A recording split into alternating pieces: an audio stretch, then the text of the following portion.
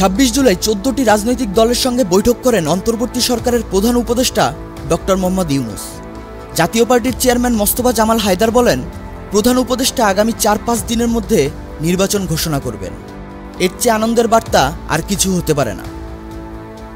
এর আগে 2 দফায় বিএনপি, জামাতে ইসলামী সহ বিভিন্ন রাজনৈতিক দল ও জোটের নেতাদের সঙ্গে বৈঠক করেন প্রধান উপদেষ্টা।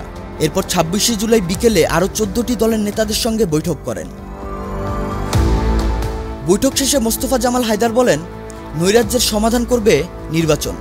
নির্বাচনের মাধ্যমে অনেক সমস্যার সমাধান হবে। এনডিএমের চেয়ারম্যান ববি হাজ্জাজ বলেন, নির্বাচনের তারিখ ঘোষণা করার বিষয়ে আলোচনা হয়েছে। আগামী 5 থেকে 8 আগস্টের মধ্যে নির্বাচনের তারিখ ঘোষণা করবেন বলে আশা করি।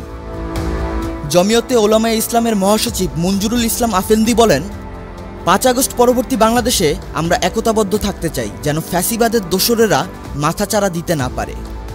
দ্রুত নির্বাচনের সময়সীমা ঘোষণা করা উচিত।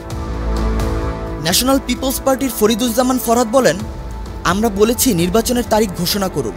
নির্বাচনের তারিখ ঘোষণা হলে অর্ধেক সমস্যার সমাধান হয়ে যাবে। প্রধান উপদেষ্টা বলেছেন, তিনি দ্রুত নির্বাচনের তারিখ ঘোষণা করবেন। নির্বাচনী তারিখ ঘোষণাকে কেন্দ্র করে সরকার ও রাজনৈতিক দলগুলোর মধ্যে বৈঠক চলছে। রাষ্ট্রের বর্তমান পরিস্থিতি বিবেচনায় একটি নিরপেক্ষ, সুষ্ঠু ও অংশগ্রহণমূলক নির্বাচন আয়োজন সরকারের জন্য একটি ঐতিহাসিক চ্যালেঞ্জ হয়ে দাঁড়িয়েছে। রাজনৈতিক পরিবেশ উত্তপ্ত হয়ে গেছে, সহিংসতা ও পাল্টা দমন পীড়নের নজিরও রয়েছে।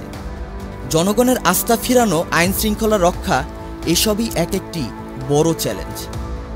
প্রশাসনিক নিরপেক্ষতা বজায় রাখা এবং ইলেকশন কমিশনের কার্যকরী ভূমিকা সরকারের সবচেয়ে বড় পরীক্ষা হয়ে দাঁড়াবে বলে মনে করছেন বিশেষজ্ঞরা।